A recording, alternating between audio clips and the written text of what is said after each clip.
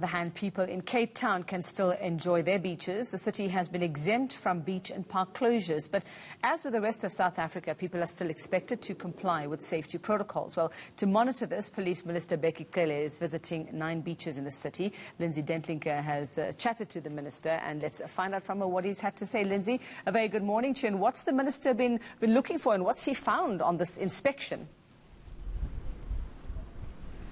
Yuveka, it's a bit early for the minister, by his own admission, to be out and about to check on compliance. He says in the beaches that he has visited this morning. He's pretty satisfied with what he's seen, but he's obviously mostly come across dog walkers and a couple of joggers, not quite yet bathing weather. As you can see, it's quite blustery where I am in Strandfontein, where the minister was just a little short while ago.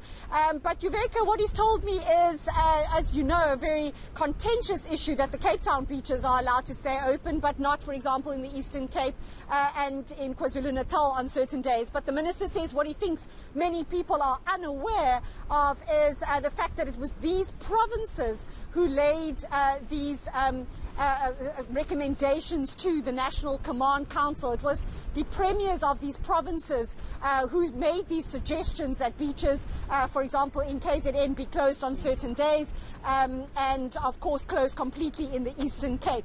And the premier in this province was always going to fight for the beaches to remain open. It's their view that people are better off in the open air rather than gathering in confined spaces. And so the minister says the Command Council really just took into consideration the recommendations of the various provinces. But of course, as you've just pointed out earlier, the garden route's still a point of contention and possibly now the subject of a legal challenge. All right, Lindsay, for those who aren't quite sure or may not have heard what the rules are, just a quick reminder of what the rule is if you are going to be heading to any of Cape Town's beaches.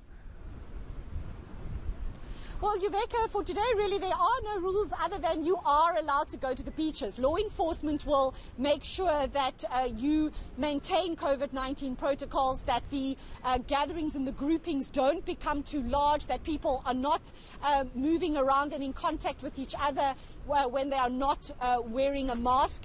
And, of course, people will then be diverted to other beaches should they become too full. We'll probably see later in the afternoon, should the wind die down a little bit, and on other beaches that are maybe not as blustery as this one, where people will probably gather in their numbers. And the minister says, as he put it to me, he's on a second wave this afternoon of his own. It's a bit quiet this morning, but he will be out in full force, particularly on the more popular beaches, the pretty beaches in the City Bowl area. He will be going along with city officials to monitor exactly what's going on there and to ensure that they are able to adhere to those regulations and the promises they've made to the Command Council that they'll be able to manage the crowds on the beaches. Well, correct me if I'm wrong, Lindsay, but, you know, Cape Town's beaches are not exactly where people actually go to play in the water because it's so cold.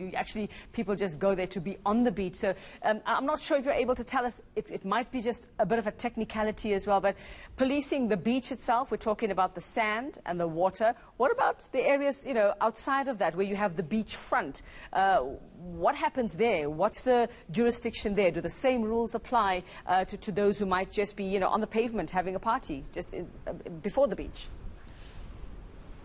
Yuveka, I might beg to differ with you about that it's too cold to go to into the water. I'm just going to step out of shot right now. Well, behind me you can possibly see some like fishermen just scrabbling around for some local seafood, and Crescendo is going to show you some children over there in the tidal pool. So those who grow up here, they're quite hardcore and they can handle the cold better than you think. Yeah, while everybody might not be in the water, certainly, as you say, Cape Town beaches are very popular together. The minister did point out, however, that businesses that don't comply will be facing fines of up to 5,000 rand and could possibly even have their businesses shut for 6 months if they don't adhere to COVID-19 regulations in terms of managing the numbers that frequent those restaurants or other kind of businesses. But unlike in Durban, where the promenade will also be closed, that's not the case here in Cape Town. You are still able to walk your dog, go for a walk, go for a run on those open public areas. None of those spaces are being closed. And so for those who choose not to be on the beach itself, they are still allowed to gather on the pavements or on the open grass areas. But as you know, those can also become fairly crowded.